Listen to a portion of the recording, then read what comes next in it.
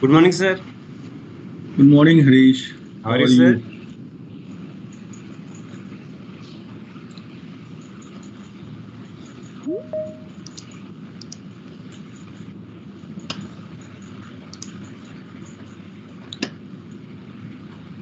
Harish, I need this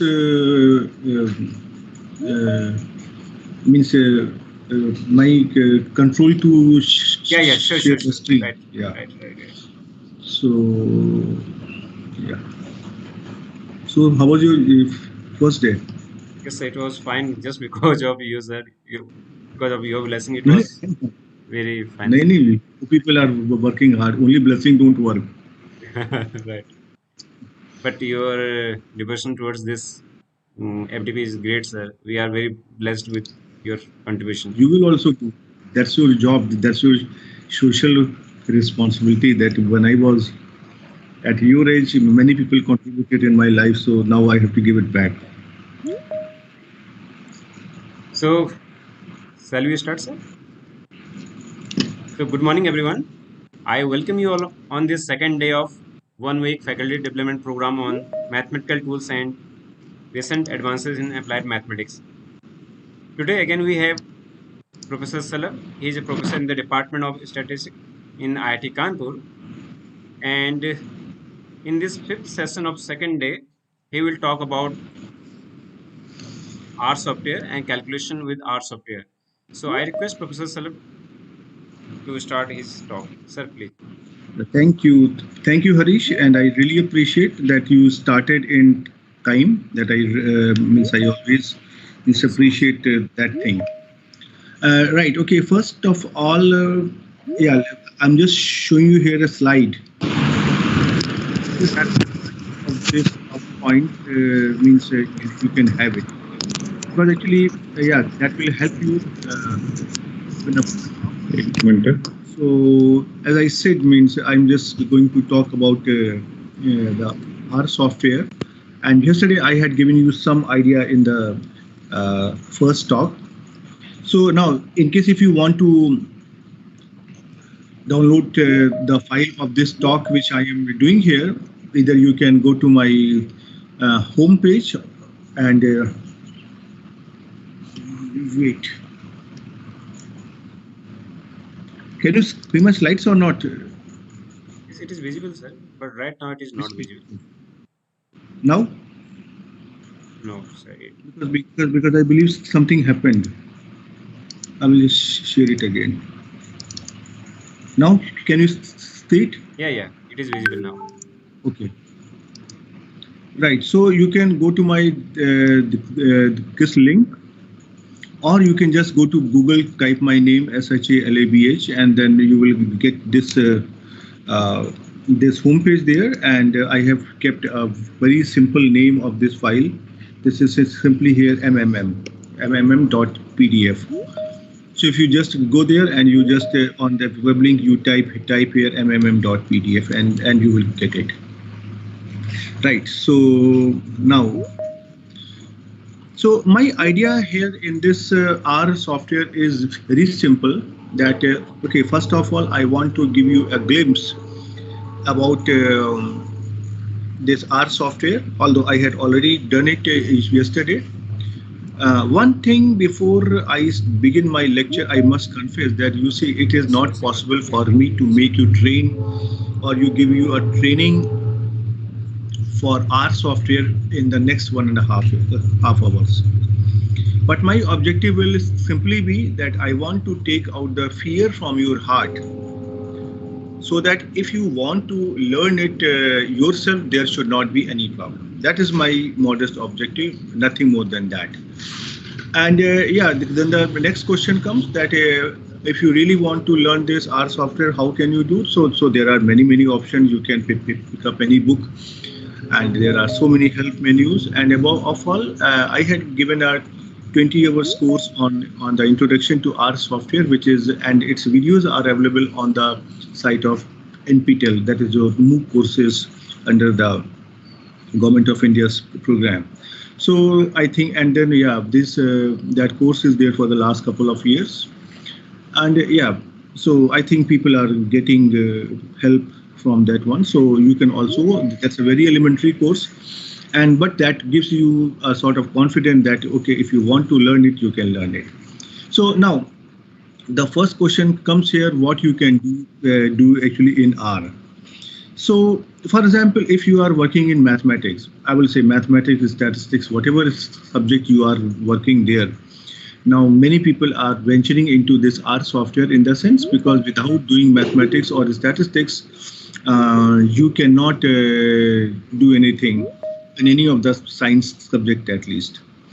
Right. So, for example, if you want to find out that how you can solve the differential equation in R or how you can solve the partial differential equations R in R, those things can be done. I'm just trying to give you here two screenshots of the book on this issue. Similarly, Miss, I don't know what type of problems you are going to solve from R, but whatever area in which you are working, if you try to Google it, try to find out, you will find some help, some source, and that is really going to help you out. That how you can begin. Once you begin, after that, sky is the limit in which you can get the expertise and you can learn yourself. So I will very quickly try to give you something in capsule, and then after that, my idea is that the biggest trouble in R is that how to begin and how to do something. So and in R software, there are a couple of things which are different from others. And these are the points where the audience get badly confused that how they are going to begin, how they are going to start. So I thought that, okay, why not to give you an idea how are you going to do the calculations in R, and then if time permits, I will give you a brief idea about how you can do the matrix calculations in R also. So first of all, it means if you want to install this software, you just go to this website www.r-project.org, and from there you can easily download the software and install it just by putting click. That's all. And after that, if you want a secondary software, it's a sort of link between you and R software, and it helps you in doing the calculation easier. And there is another software here that is also a free software, that is R Studio. So R Studio 10R. So there are a couple of things. So you can go to these sites or you can simply type the name 10R or say R Studio, and you will come to their site. From there, you can simply download them. Now nowadays R Studio is more popular than the other software 10R. Now, once you start it, then you would like to leave it. So in order to leave it, you simply have to type here Q and this pair of parentheses like this. So I have already told you that if you want to quit, how are you going to quit? Right. Now I will try to show you here that once you start the R, how it looks like. Right. So I will try to share here another window here where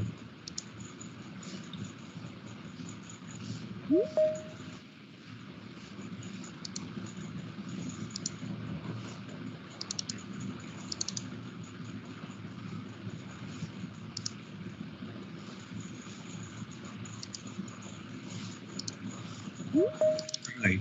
Means if you start the R here, it will actually look like this. That first of all, these are the details. You don't have to worry for this thing. And this is the place where you have to type your commands. Because I'm trying to highlight. And if you want to clear the screen, you simply have to press Control L.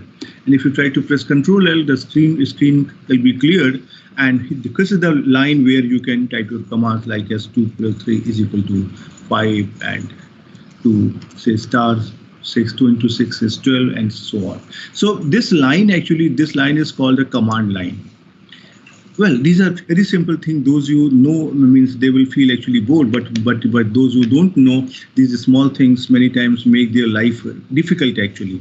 So this is the command line. So now what I will be doing here, that whatever I am going to do, depending on the time, I will have an option to show you here live. Otherwise, I have taken the screenshot. For example, if I have just shown you that how to add and how to multiply, I will take a screenshot of this part. So you can also be confident that if you are trying to do the same thing on the R software, you will get the same outcome. And that is why I'm trying to give you the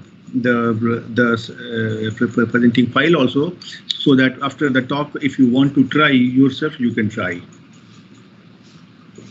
Right. Okay. So now let me come back to my presentation. Right. So now you see one thing which many people ask you. So I thought that, okay, I will give you this details in brief, that whenever you want to do anything specific, there is a library, and it is just like what happens in the physical mode. We are sitting in our office, and if I want to know something about a new topic, what I do, I go to my library of the department, library of the institute, and take a book from there, bring it to my office, read it, and after reading it, I will give it back to the library.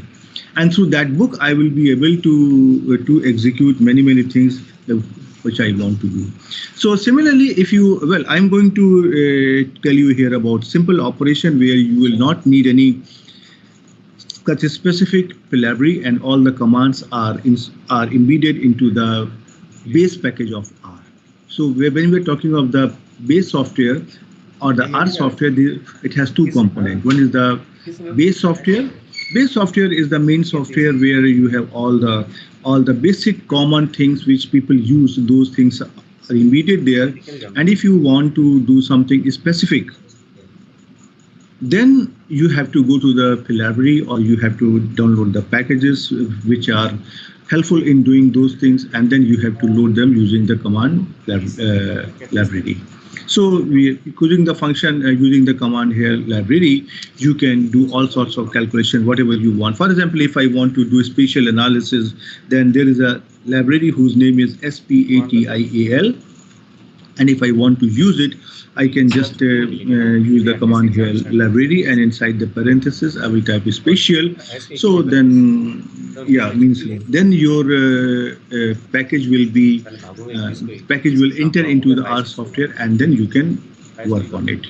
Right. Similarly, there are some packages which are built in the base package. For example, MASS mass. This is actually the short form of the book Modern Applied Statistics using S+, because actually S+ was the first software that was developed, which was actually trying to incorporate the features of programming as well as a direct command.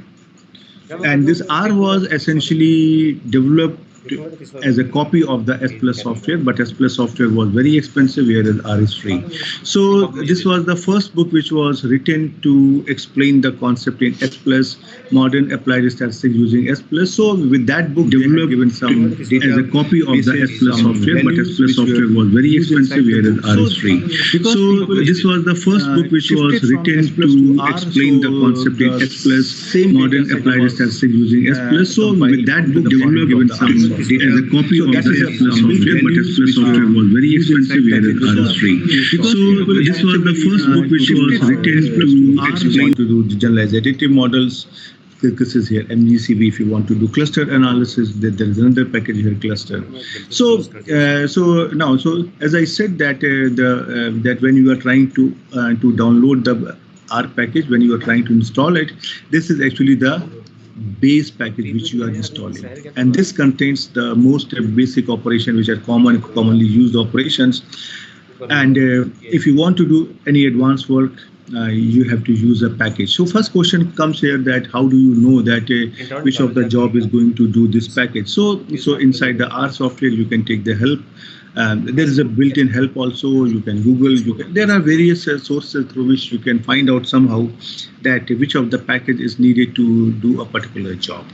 But it is not difficult. So you have to simply download it, and downloading is very simple. You have to simply click it. Right. And once you get the package over there, for example, there is a book, Basic Statistics and Data Analysis, in which there is a, so that book has given the provision that how to conduct that test of hypothesis, etc.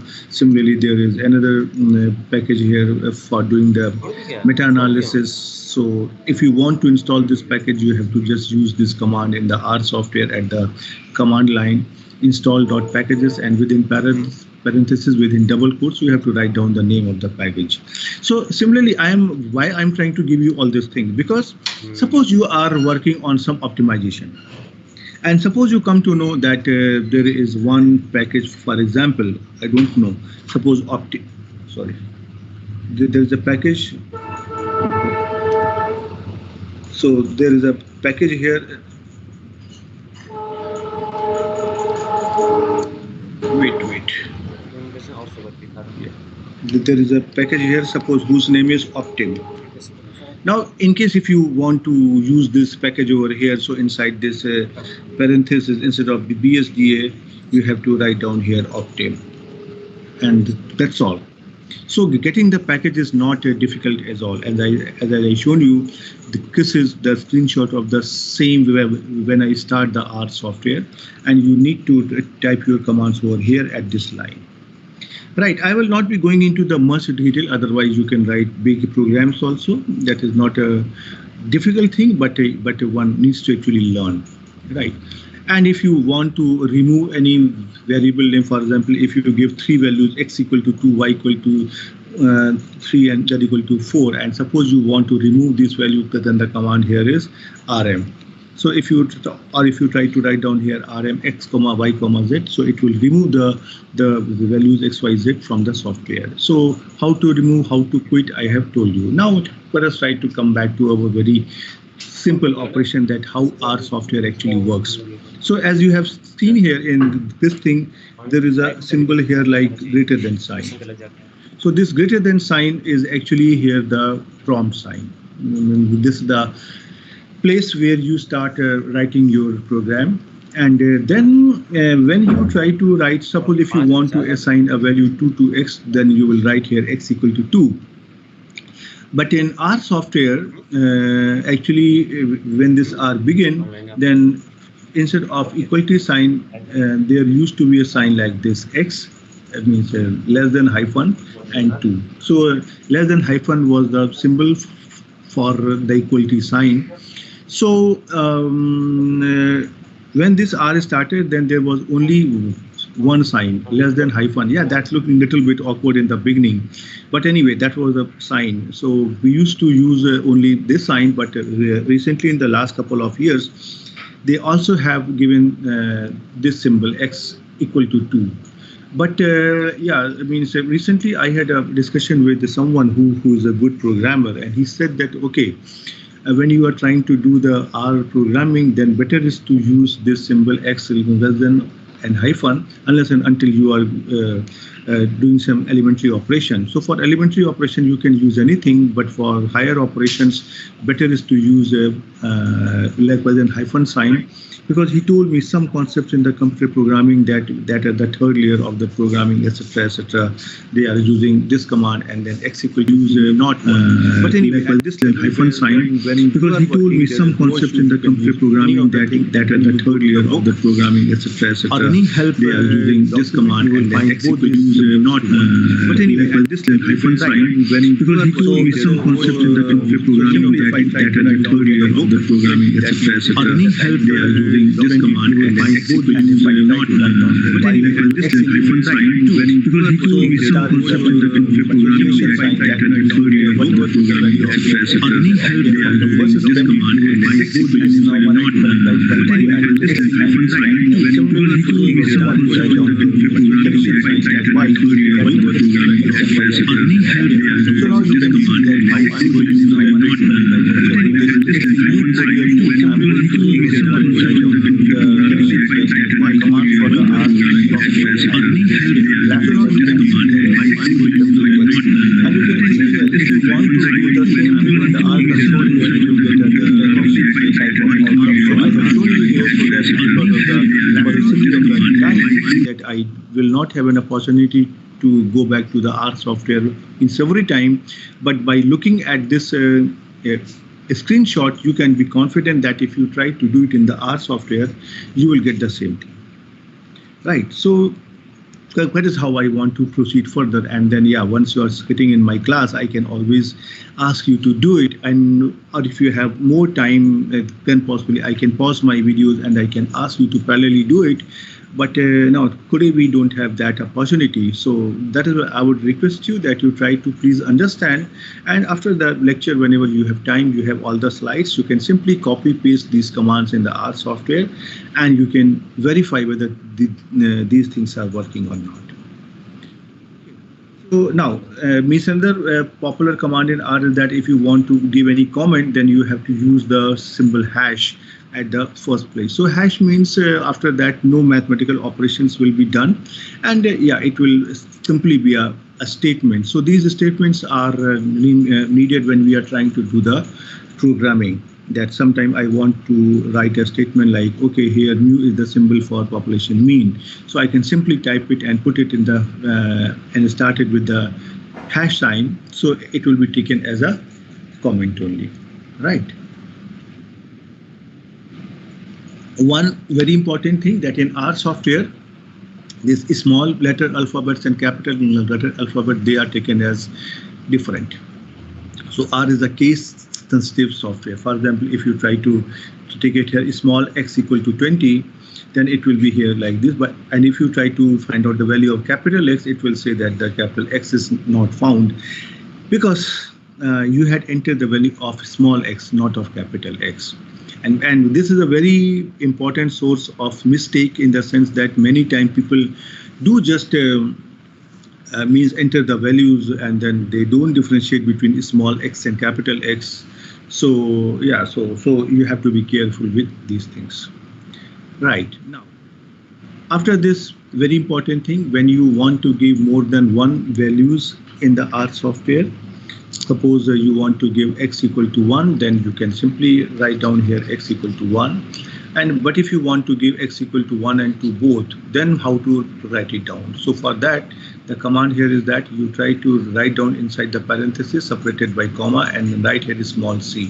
So small c means here combined. So this is here small c 1, 2, 3, 4, 5. So this means this is consisting of the numbers 1, 2, 3, 4, and 5 in the vector. But remember one thing, in R, this vector has to word vector has to be used carefully because we have data vector, vectors, and then different types of definitions in mathematics for the vectors. But this is only a data vector actually, means all the data is arranged in that order only, right?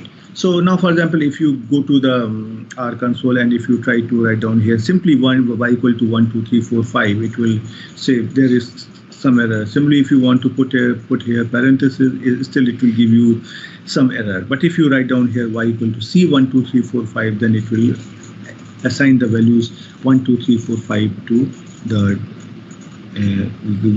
variable y. Right, now I come to, so now I have given you a brief idea about how are you going to do the calculations, and now let me show you that how are you going to do the basic operations in the R software.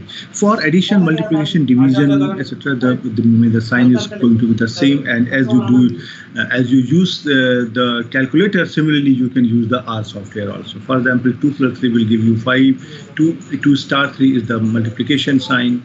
There is no issue in understanding.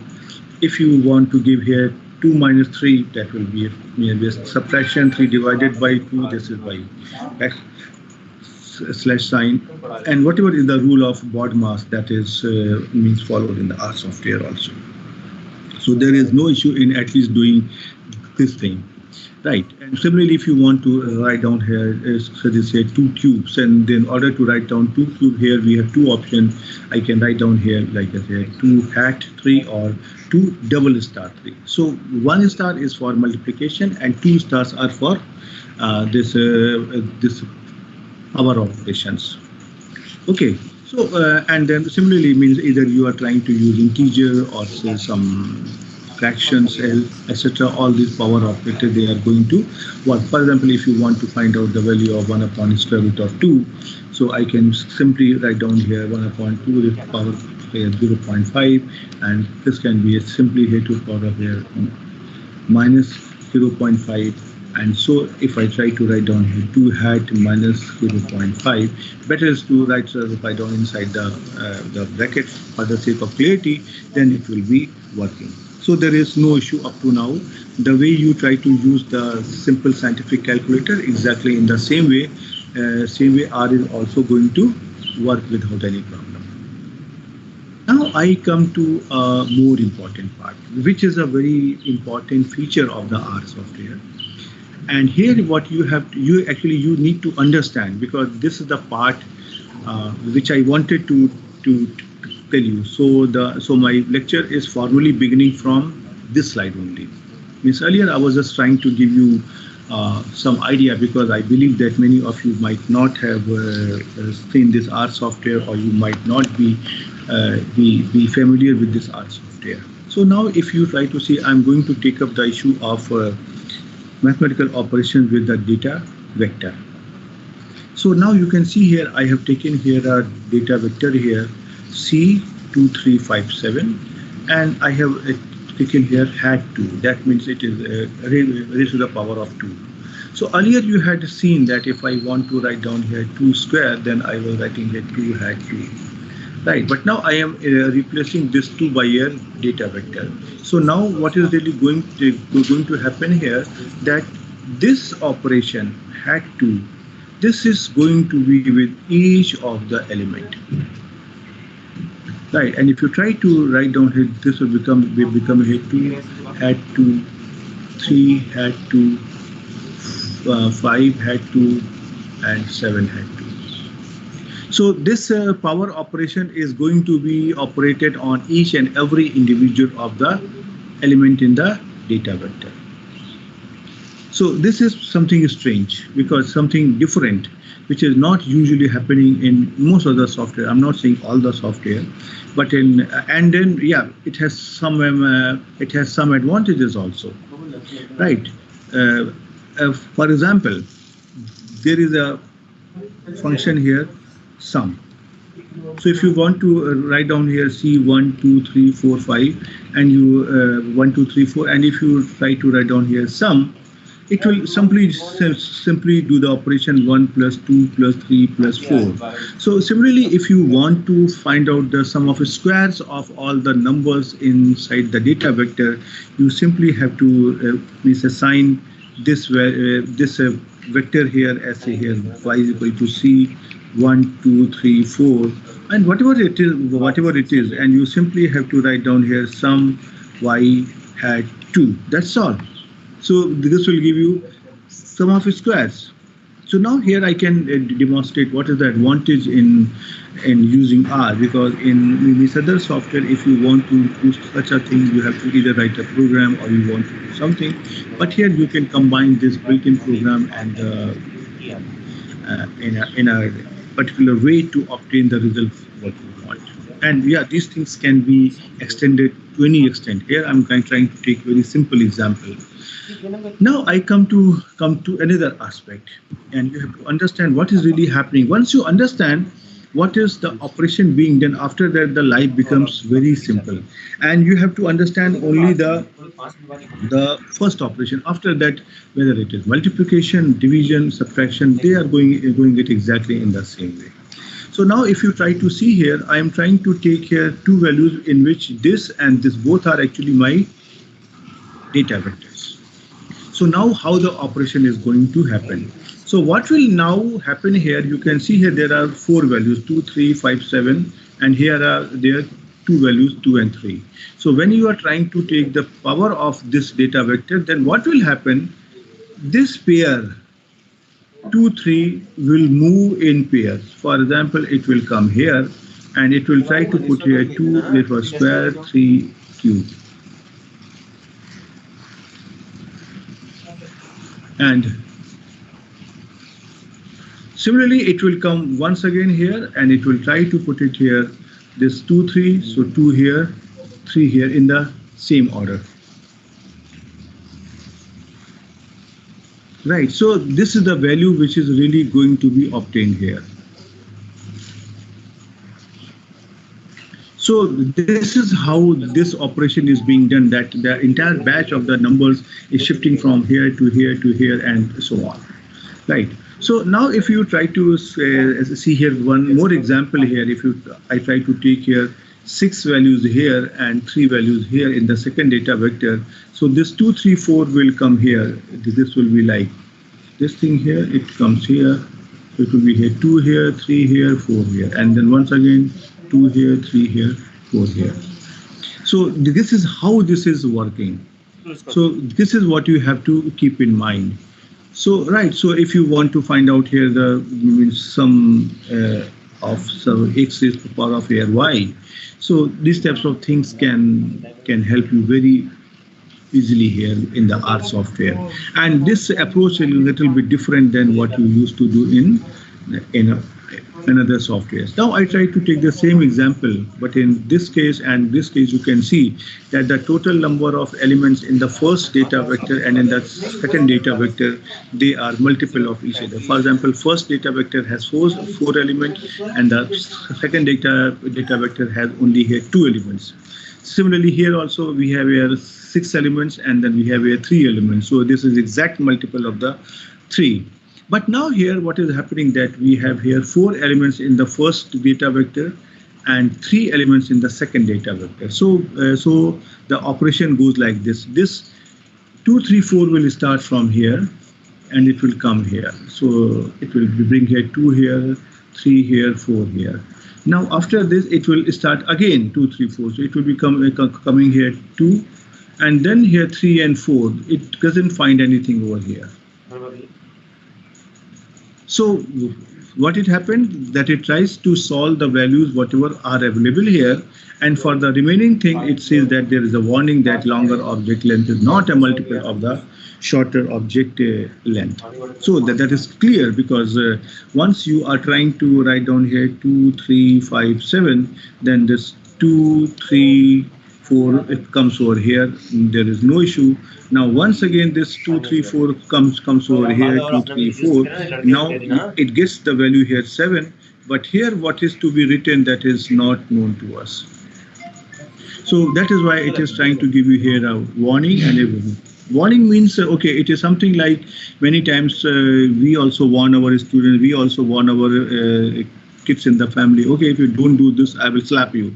But usually we know how to slap, or I will throw you out of the house. Right, that is only a warning. No parents are going to throw their kids out of the home. So the difference between warning and error is that warning means okay, I am giving you here something, and you please try to means just be careful that something is going on, please have a look that it. But if you are getting a message here like an error, then the program will not work, or will say simply this is an error and I cannot do anything. Right, so that is what you have to keep in mind.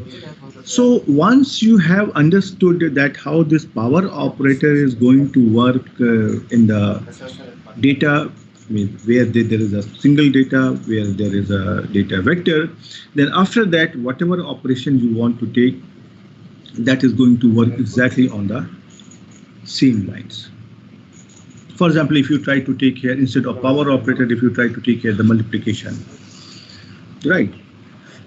So the same thing will happen. This data vector 2, 3, 5, 7 is being multiplied by here 3. So the 3 will be operated on each of the values. 2 into 3, 3 into 3, 5 into 3, 7 into 3.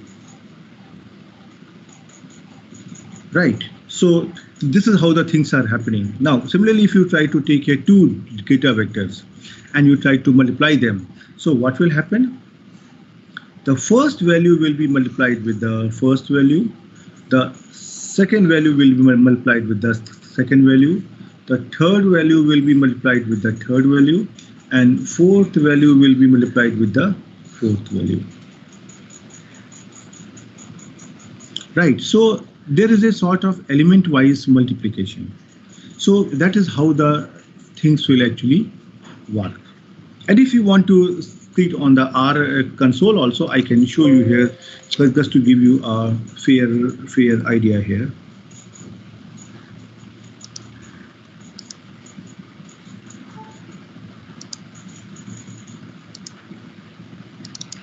Right. So we try to see here, if I try to multiply here, 2, 3, 4, 5 with some number here.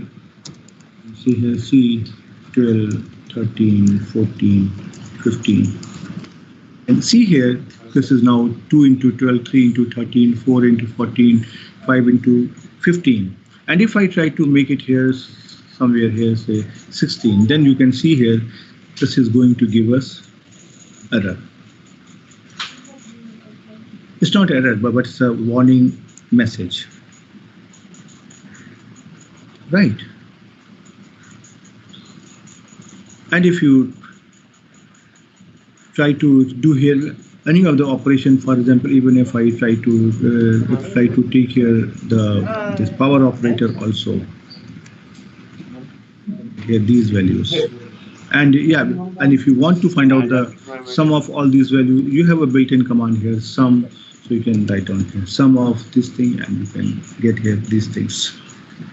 Right. So these things are not difficult. The only thing is what you have to understand, that how the R is operating and how the R is trying to work here.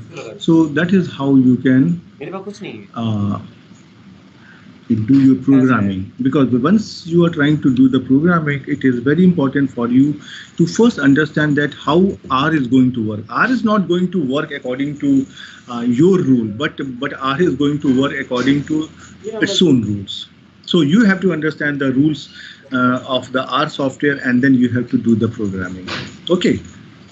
So now, similarly, if you want to take here one more example of the multiplication, where you have here 4L numbers and then you have here 2 numbers. So this 8 and 9, they will operate here. They will first try to operate on 2 and 3, that is 2 into 8 and 3 into 9. Then once again, it will come here on the next set of 2 numbers, 5 and 7. So it will become here 5 into 8 and 7 into 9. So this is how the things are going to work in multiplication. And yeah, means obviously if you try to take the numbers in the first and second data vector, which are not the exact multiple, for example, here you have 4 elements and here you have a three elements, so they are going to be multiplied with this number, but then it is not multiple, so it will give you a warning message. For example, this 8, 9, 10 will come over here and it will try to multiply the first 3 elements, 2, 3 and 5. Then it will come here once again, but then you will have here 7 is there, but means other 2 numbers are not here. So it will give you a message here. And if you try to recall, yesterday I told you that R gives you messages which are also friendly and they are not so difficult to understand. So if you try to understand this language, longer object length is not a multiple of the shorter object length. Yeah, it is not like a very friendly language the way I can explain you, but if you want to understand it, it is giving you a correct message. Okay.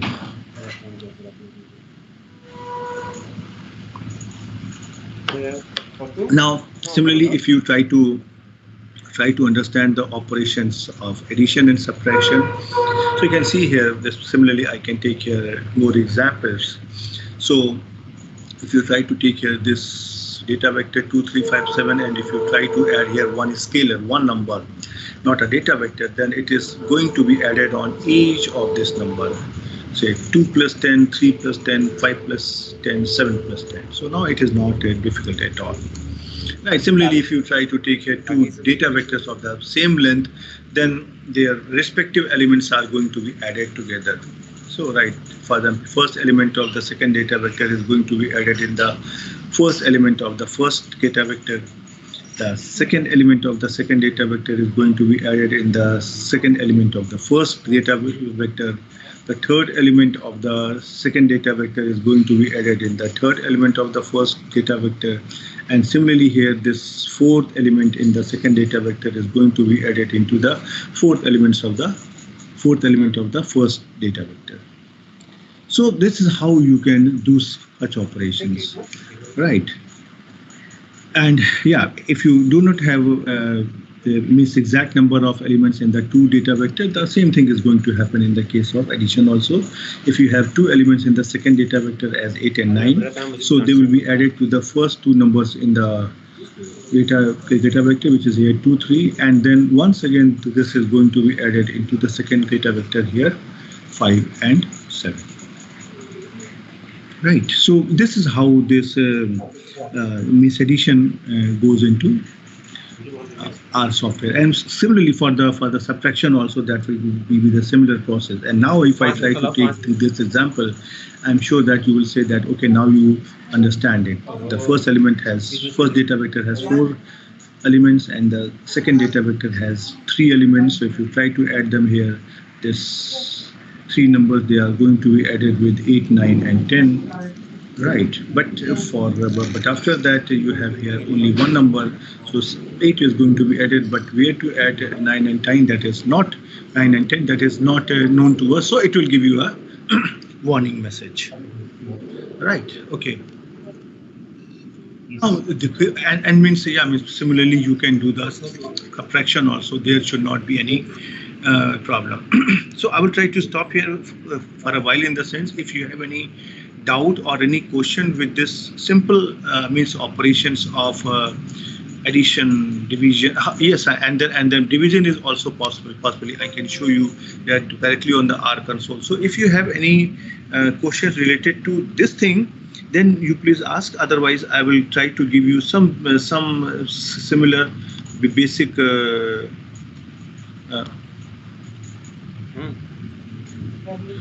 basic idea about the matrices also, because many people are at least if you ask me, yes, I'm using lots of matrices in statistics. So for example, if you want to go here for the division also here, so you can see here, if I try to take here 6 divided by 3, that is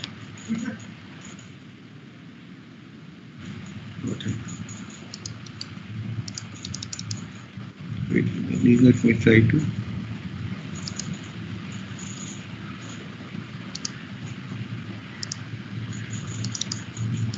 sir जी नमस्कार. हाँ sir नमस्कार.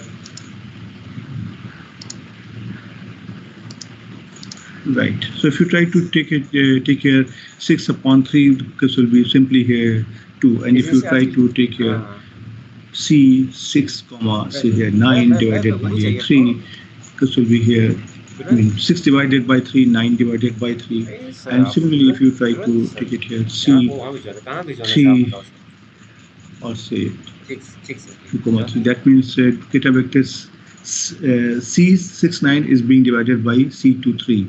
So 6 is going to be divided by 2 and 9 is going to be divided by 3, and answer is going to be 3 by 3. And if you try to take here more numbers, say 2, 3, 5, it will give you a warning message. Right, and yeah, I mean say Popo can take it at any place. Right.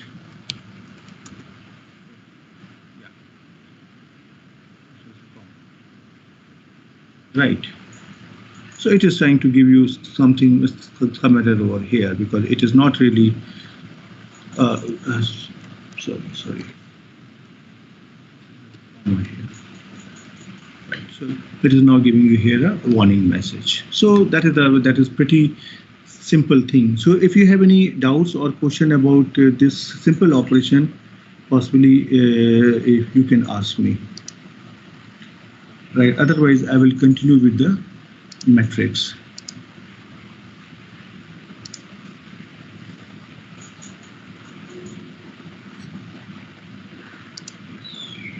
Right. So matrix, you know, that is it is simply an array in which the observations are arranged in row and columns, and usually in yes. Sir, good morning, sir. Yes. How to install this R software, sir?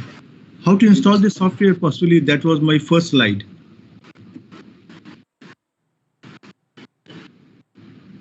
That you just go to the website of this www.r-project.org, Just try to download the software from there, and you simply have to just click, and that's all.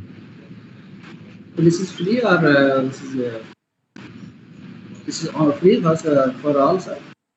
Pardon? This software is free in online? Yes. I think you have not attended the class yesterday lecture. No, sir. That is what I told you, that this is the only biggest advantage of the R software, that is an open source software. And in fact, that was the title of my talk, open source R software. Open source means it is free. Okay, sir, I understand, sir. Yes. Right. I'm not like that rich. Just like MATLAB. No. MATLAB is a very expensive software. You are rich, so you might be having MATLAB. I'm a poor man. I cannot afford it. MATLAB, so means I don't have money to buy the software. Right, and I want. I understand. This is open source, means this is free, but MATLAB we are able to buy that. MATLAB is not free. MATLAB is a paid software. This is also easy. I think this is also easy to find out everything. Different Pardon? Easy to solve the problems also. These are softwares. You see, that is the thing what I said yesterday. Easy and money in the pocket. These are two different things. For example, if I want to travel from Kanpur to, suppose, Kanyakumari, means if I take a train, possibly my ticket in the ordinary class will not cost me more than 300-400 rupees. But in case if I can afford, I can even take a chartered flight. But now my problem is that when I don't have the money in my pocket to book the chartered flight or to buy the air ticket, what will I do? So this is the solution, that when I cannot buy the MATLAB, because I am pretty sure that even in India, if you try to go most of the universities and colleges, I think it is very difficult for them to purchase the MATLAB software. It is very difficult, and then ideally, if you are trying to have a honest life inside the university, then if you have 500 students, that means you have to buy 500 licenses of MATLAB. I don't know that how many places in India can really afford it. So under those types of conditions, that was my basic idea to introduce the R software, that R software is free from all such issues. Means one can download it for free, and one can do exactly the same operations in the R software what anybody can do in the MATLAB software also. For example, if you ask me, at IIT Kanpur, yes, we have a licensed MATLAB software also. So yes, we have a choice. So means earlier I was using MATLAB in many cases, but now, means in the last 10 to 12 years I have not used it. I am simply using the R software because I have another means advantage here, that whatever I am trying to develop in my research paper, that can always be uploaded on the website of the R software, and then anybody will use it. So, and this is the simple criteria in the academics, that if your paper is getting more cited, that is considered to be a good paper. So if people are trying to use your built-up software, which is based on your own research, you will get acknowledgement. So that is the thing over here. Thank you, sir. Thank you so much. Right. So now, similarly, I thought that, okay, when I'm trying to give you the idea of trying to use simple operation, possibly people may think that, okay, matrix operation are not possible or they are difficult. So I thought that, okay, let me try to give you some basic idea about the matrix operations also. So matrix, you know that whenever we are trying to write in mathematics, that can be some arrangement of numbers in the rows and columns. And usually this means the element of the matrix we try to denote by here. Say Xij, means I is indicating the address of the row, and J is indicating the address of the column.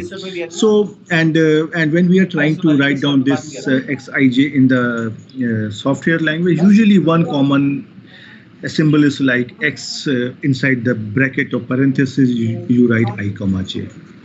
Right. So now this matrix can have means in this one, matrix is only an array, so it can have whatever numbers, characters you want, but we are interested in the mathematical part. So now the first thing comes here, how to create a matrix. Right, so the first thing here is the command here is matrix, matrix. And now obviously when we are trying to give the, or when we are trying to define a matrix, what are the ingredients which are needed? I need to know how many rows are going to be there. I need to know how many columns are going to be there.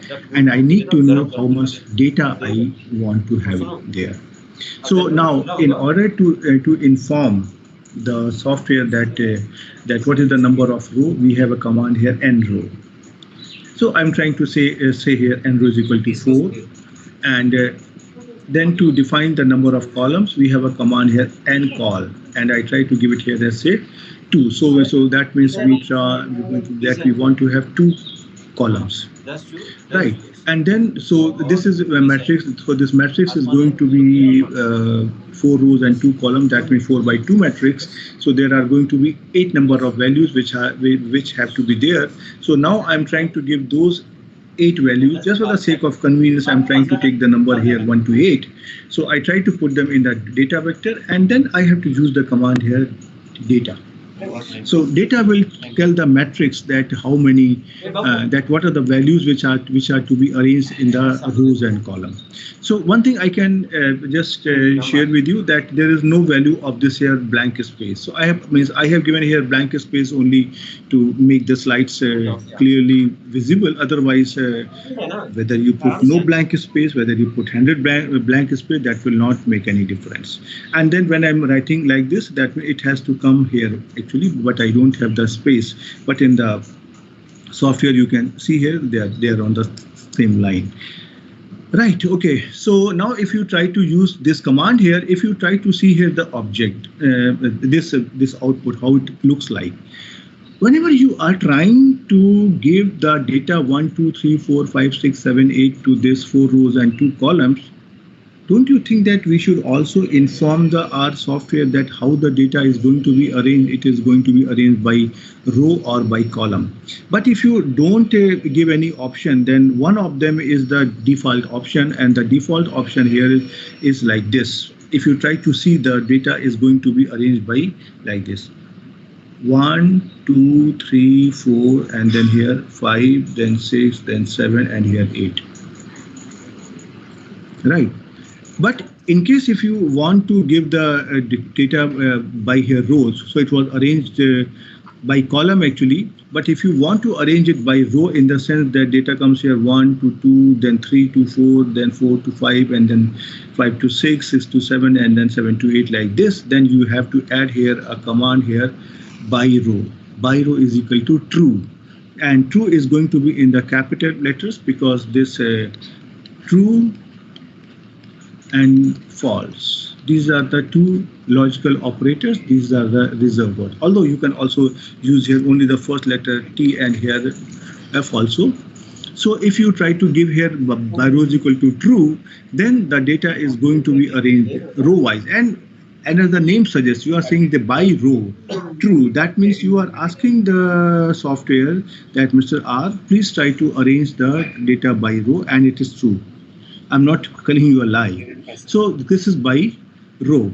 And in case if you don't use any command over here, miss other thing is this: if you write here by row is equal to false, that means it will automatically become by column. So either you write or not, this will automatically become like this: 1, 2, 3, 4, and then here 5, 6, 7, 8, which you had obtained here. Right, so this is how you can control that how the data is going to be arranged in the rows and columns, row wise or column wise. And similarly, if you want to access any single element, for example, if you write here x inside the square bracket 3, 2, that means you want to access the element in the third row and the second column. So you can see here the third row here is this, and second column here is this. So this value here is 7, which can be obtained here. So you can means obtain the individual values, you can obtain the columns, you can obtain the rows. So let me try to show you here.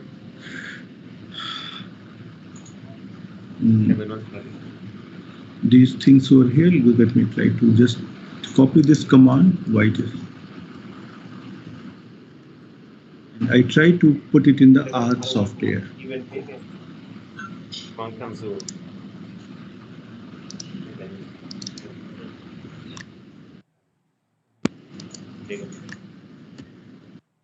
So you can see here now, this is your this matrix.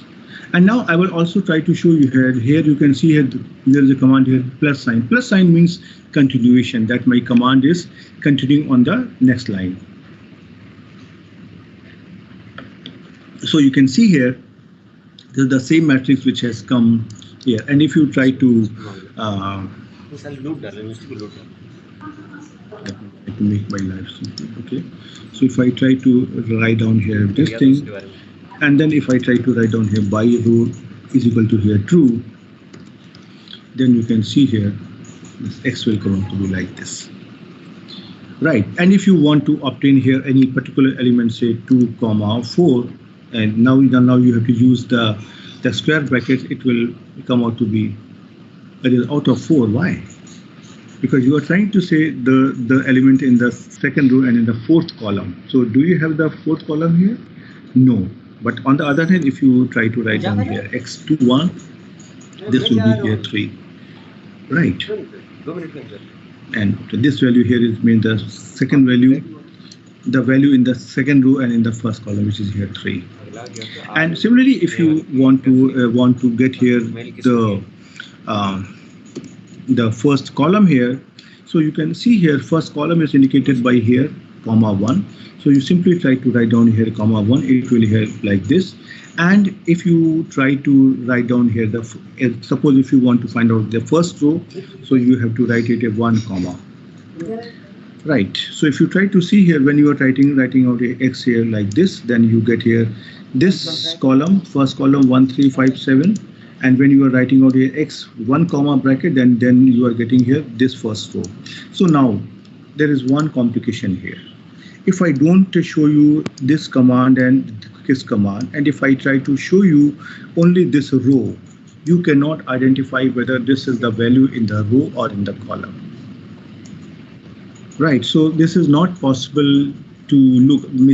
It is not giving the column in a vertical direction. Means ideally it should have been, if it happens then it is more convenient, but here means that is the way this R is working. Right. Anyway, so let us come back to our slides.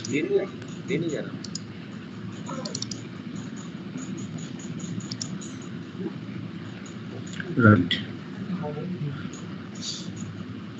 Yeah, so that's the screenshot which I just shown you here. So now suppose you get some data, and if you want to know what is the dimension of this of the matrix which has been used here, so the command here is very simple, dim. Dim means direction. So if you give the command here dim x, say if x is the matrix, then it will give you the value here like as you have 4, 2. That means x is a matrix of order 4, 2. And simply if you get a data from some external sources, so suppose you know the number of rows or number of columns you want to know, then the command here is, if you simply try to write down here n row and n column of the matrix x, you will get here this number of rows and number of columns here. So what I'm trying to tell you here, even if you get a data from some external sources in the form of matrix, even then you can find out the properties of the matrix, the metadata of the matrix. Right.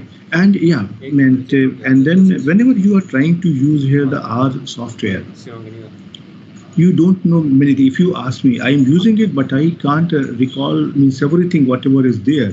So whenever I want to suppose here use here matrix, the best place to get the help is the built-in help in the R software. So if you want to have the more details on the matrix command, you can simply write down here help and then here matrix inside the double quotes, and it will give you means each and everything. Right, means it will give, yes? Can you be a little bit loud? Artsman, if you have Sorry, any question, then you can ask. Otherwise, you please mute yourself. I cannot hear actually. I think there is no question. Is there any question?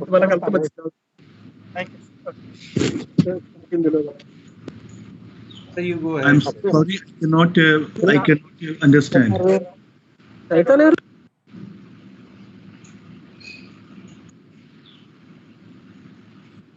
Shall I continue? Yes, sir. You can. Okay. So, right. So if you want to get any help on this matrix command, you will see there are many things. This is a matrix command, as matrix, is matrix.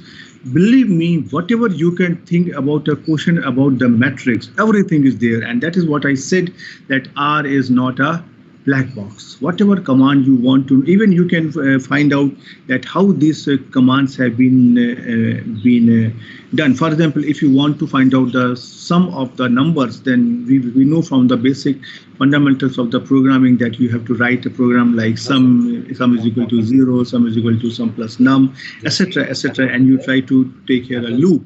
But all that program has been combined into a simple program here, sum, so that it is user friendly. Right. So similarly, you can see here there is a whole detail. Means I have just copied and pasted the commands, the help command from the R software, and you can see here that if you try to read it, it is giving you a complete information. Well, I'm telling you, as a human being, whenever we are asked to read, and if I don't need it, I will not read it. But when it comes to the work, and whenever we are trapped that I have to get it done, then I try to read and understand all the rules. For example, what are the rules for getting the promotion at my institute? I don't know. But the day I don't get the promotion, then I go through with all the rules and I understand each and everything. Okay, I have completed 6 years, I have completed, okay, 5 years, 9 months, and then what should be the case in the 5 years, 9 months, etc., etc. So that is the same story with the R software. So my suggestion is that whenever you will need it, whenever you want to concentrate it, you can do it very easily. Right, so this is the screenshot, and then they have given here the complete reference that from which of the book they are trying to follow these things over here, and then they have tried to give here many examples also. So from the database available in the software. So if you try to just practice a little bit, then you can do it very easily. So now towards the end, I will try to take here some very simple example to show you that how you can create different types of matrices which are quite useful for us. Right. Suppose if you want to create a matrix of the same values. Right. Suppose I need a matrix of order 4 by 2 where I need all the values to be the same as 2. So in that case, it is very simple. You simply have to use the n row and n call. You try to get number of rows are 4 and number of columns are here 2. And then when you try to give here the data, that instead of giving the data vector like C2, 2, 2, 2, 2, and so on, if you simply give here 2, data equal to 2, it will give you this matrix. Right. So that you can see it is not difficult at all to get this type of matrices.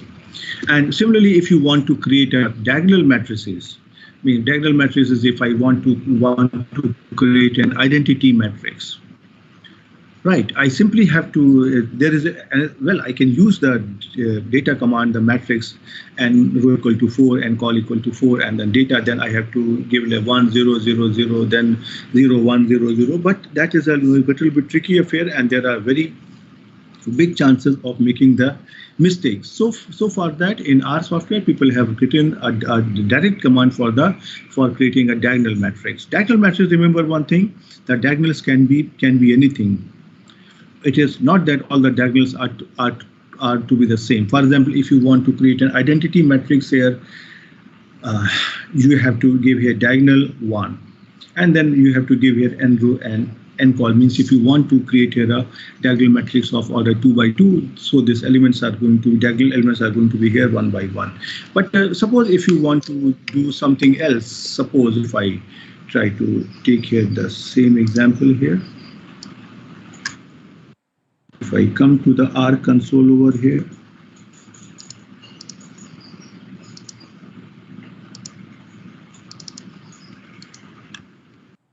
and if I say here diagonal 1, you can see here, and if I try to make it here, suppose this diagonal 3, now you can see here it is giving you here something in which the third column is there, but then it is only 0, 0.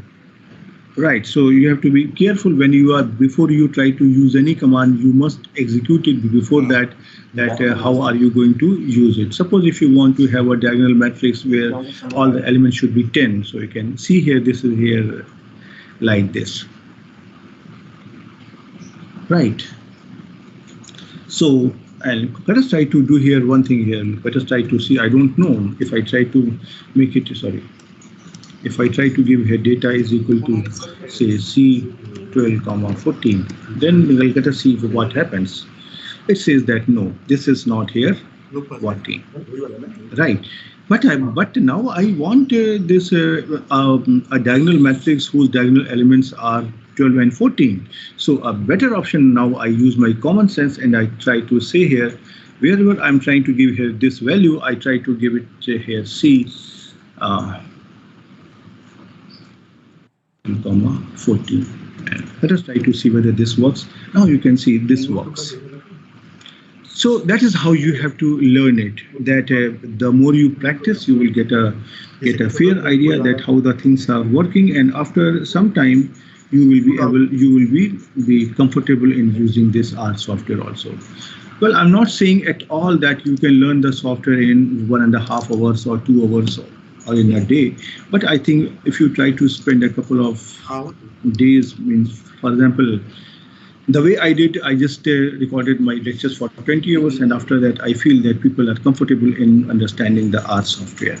Right. So similarly, if you try to find out the transpose of a matrix, so transpose of a matrix here is, suppose if I try to take, transpose, you know that the rows become columns and column become rows.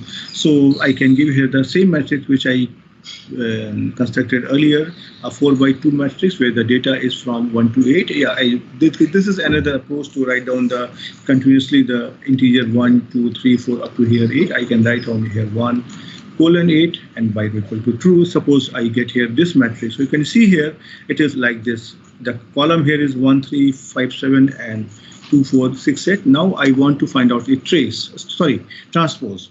So for transpose, it is here, say here T, which is the command. So you just write here T, and inside the parentheses you write down the matrix of which you want to find out the transpose. So you can see here now this first column which was here 1, 3, 5, 7. Now this has become the first row 1, 3, 5, 7, and the second column which was here 2, 4, 6, 8. Now this has become here 2, 4, 6, 8 as the second row. So this is how you can find out here the transpose. Right. Similarly, if you want to multiply any constant in a matrix, then the operator is the same as simple multiplication sign. So if you try to take here the same matrix here which you have taken here like this one, this one, if you try to multiply it by here 4, this will become here 4, then 8, then 12, then 16, and if you try to see here that it is like here like this one. Right, so yeah, but in case if you are trying to multiply a matrix by a matrix, then the command is percentage star percentage. So remember one thing, that is the reason I have taken here, that when you are trying to multiply a scalar in a matrix, then the command is simply star.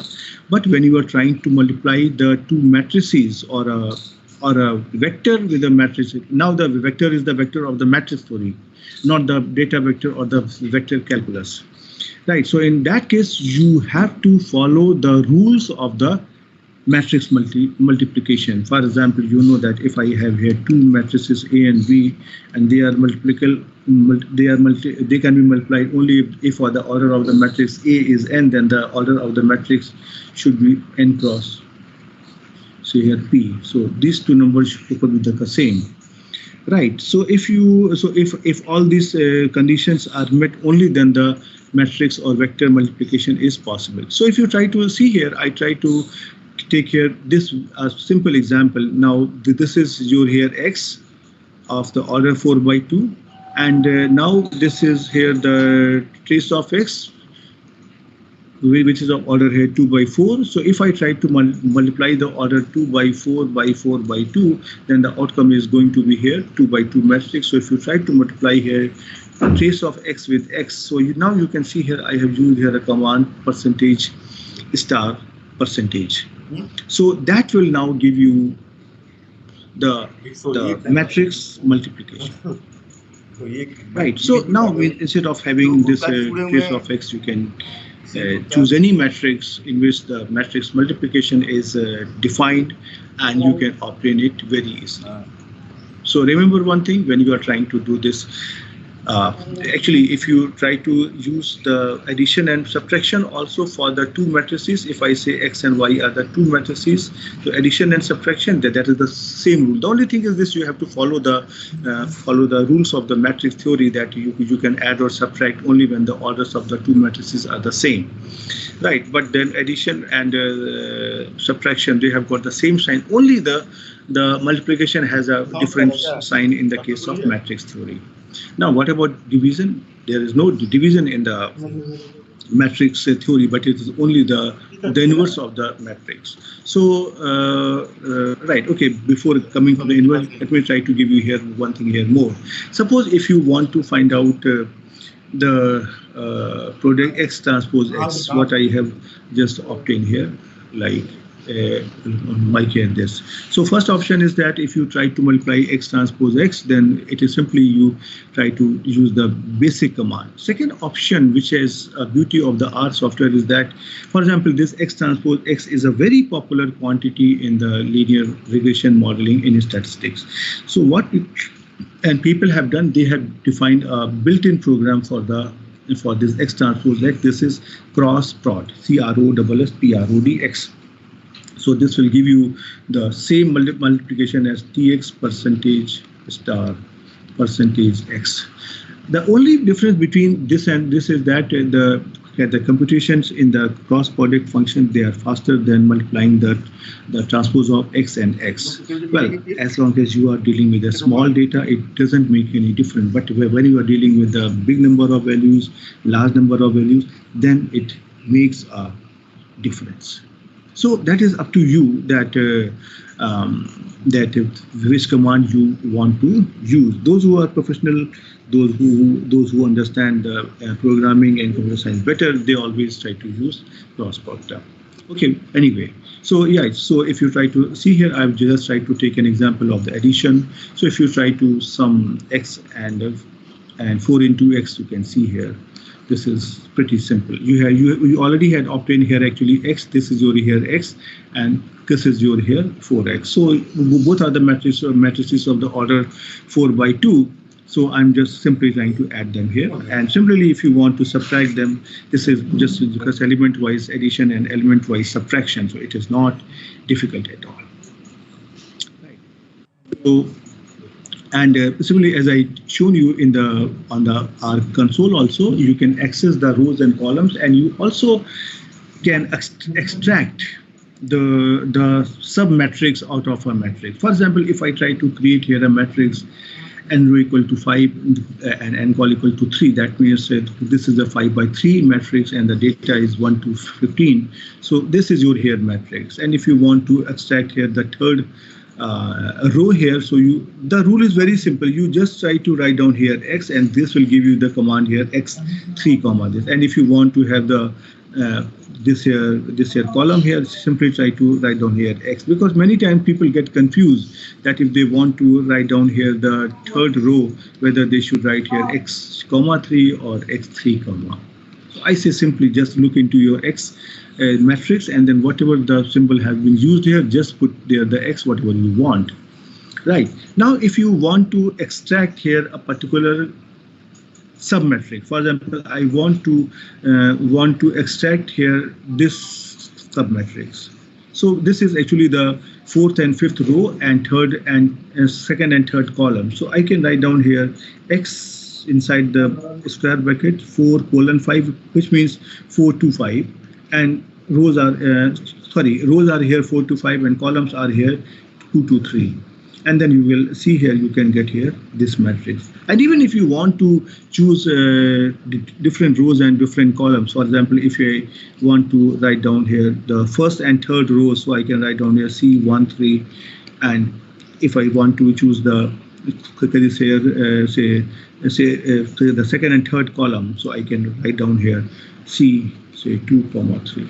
And then you will get here the matrix of the elements which are in the first and third rows and second and third column. So yeah, this type of submatrices, they can be obtained very easily from here. Right. Similarly, when you want to find out the inverse of a matrix, then many software have the command inv. Right. So, but in our software, the command to find out the inverse of a matrix is solve, SOLVE. So remember, when we are trying to find out the inverse of the matrix, as long as the matrix is positive, definite square matrix, then you can use the command here solve, and it will give you the unique inverse. But those who know about the generalized inverse, G inverse, that means when your matrix is non-singular or it is not a square matrix, even then you can find out the inverse of a matrix, which is called as generalized inverse. Right. Actually, this is useful in statistics at many places. So in that case, if you want to find out the generalized inverse, now it is not a built-in thing in the R software. For that, you need to install a particular software, and then you can find out the generalized inverse. There is no issue in that one. Right. So suppose if I try to take here a matrix of order 2 by 2 whose elements are like this, 84, 100, 100, 120. So this matrix will come out of here like this one. And then if you simply use the command here solve y, you will get here the unique inverse, and this is the screenshot of the same outcome which you will get when you try to do it in the R software. Right. So I think now let me stop here, and then means I should have some time to address your questions, your doubt. Although I know I'm telling you that very honestly that it was a very short talk, because usually R cannot be learned in the 1.5 hours. But my objective, as I said, was not to make you learn or make you expert in 1 hour's time. But my idea was that just to make an attempt so that I can remove the fear from your heart to understand the R software. Now, after that, it means if you have got a feeling that R is not a difficult software, now this is your turn. You can start learning the software. And I said in yesterday also, we always want to live an honest life. And if you don't agree, how many of us will try to make a comment inside our class that, okay, honesty is not good, or how many of us will try to teach to our children in our family that honesty is not good. And whenever we are trying to use a pirated software, we are trying to use a software which we have not bought, then possibly we are not honest. Well, one of the criteria to be honest is that I will try to use only that thing which I have bought, which I have purchased from my hard-earned income. So if I have not bought any, if I don't have the capability to buy a software of my own, for example, for a person like me, whose salary or is not so high that I can buy a very expensive software. And yesterday I had given you an idea that what is the tentative cost of the softwares. If I don't have the money, then this R software gives us a very good opportunity to live the life in a honest way. And then it's not only honest, it will save us from many legal complications also, that if we are trying to publish something, at least we have an authenticity that, okay, yes, I have done this calculation on an authentic software, which is my software, whose copy belongs to me. And then, yeah, we always struggle that whenever we are using the paid software, every year they will try to update the software, they will come up with a new version. Yes, that is happening in the R software also. But then what you have to do, you simply have to just download the new version. That's all. So that is the only cost which we have to give. So I think with this I will stop here, and then I would request, if you have any doubts, question, you can ask me. Thank you so much, sir, for giving a nice lecture on Open Software R. Now, dear participants, if you have any query, please ask. Dr. Kamraj has raised the hand. Please ask.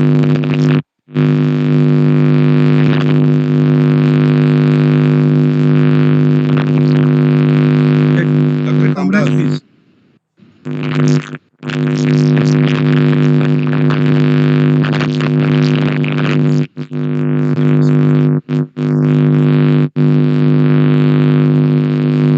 Wise.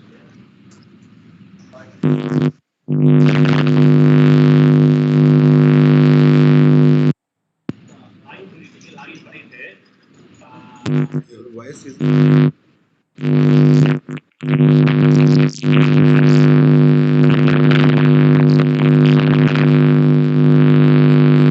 There is some problem in the connection also, I don't know. Another participant? So I request Dr. T. Kamraj, please put your question on a message box. If you are unable to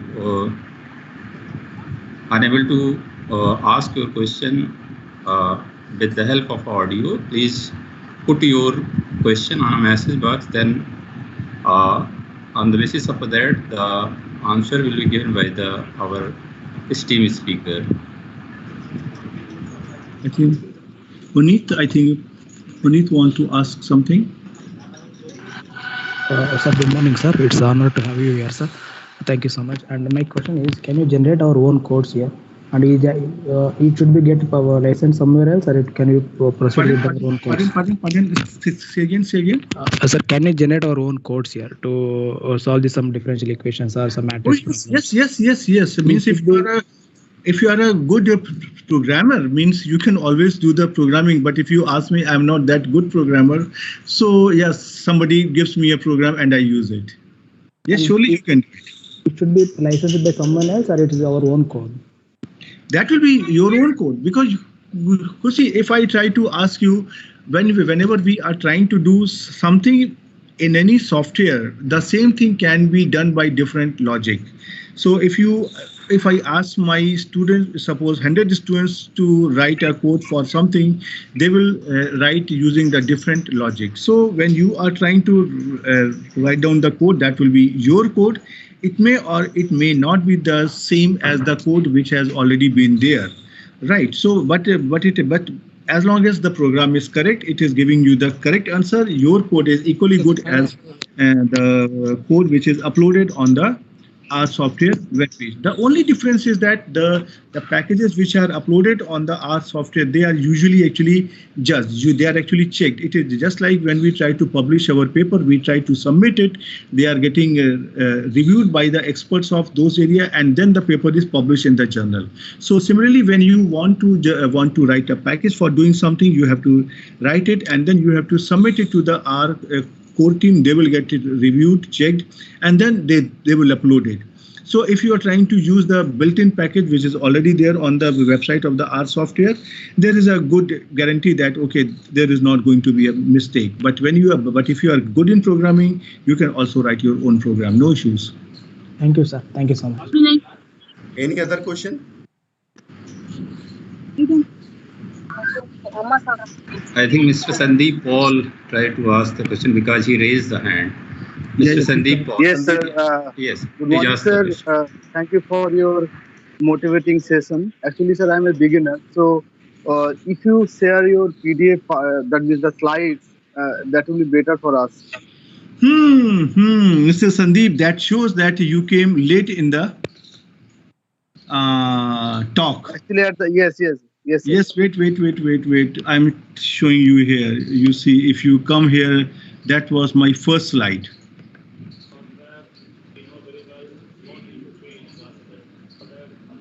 Right. So in the first slide itself, I have shown you that I have uploaded the slides. Yes, I will try to remove these slides in the evening because otherwise, yeah, there is another talk. So I don't want to clutter my this website. So if you want to have it, you can just immediately download it today. Or the simple option is you simply go to my homepage, or you simply try to type Google Shalabh on the Google. Try to go to my homepage and then just try to write down MMM.pdf. You will download it. So that I Thank. told in the beginning itself. Sir, the participants can also download whole lecture after that.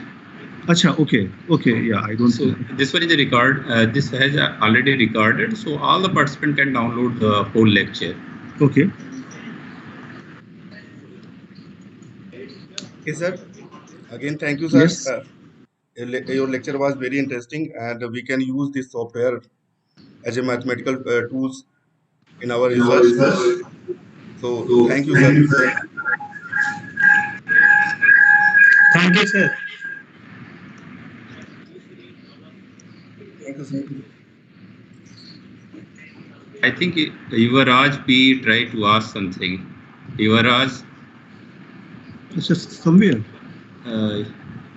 Yuvaraj tried to ask something. Where is the question? Wait, let me try to see the question. I have not received any question because I had typed in the chat that means the address from where one can download the. One is please. Okay. So, Dr. Bernal, please continue. Yes, sir. Thank you, sir, for your interesting lecture. Thank you, sir. Thank you, sir. Now we will meet at 12 p.m. at 12 noon with the lecture of Professor P.K. Raj. Mr. Bernal, your audio is not clear. Please again announce once again. Now we will meet at 12 noon with the lecture of Professor P.K. Raj. Okay, thank you, sir. Okay, thank you, sir. Thank you for. Sorry, I think there was some disconnection, and I think I clicked somewhere. Okay, sir. Okay, thank you. Thank you, sir. Thank you for giving the nice talk, sir. Thank you. Okay. Thank you, sir. So all the participants are requested, please join before 15 minutes from the starting of our next session. So thank you joining this lecture. So we are waiting for your presence in the next lecture. Thank you joining this lecture.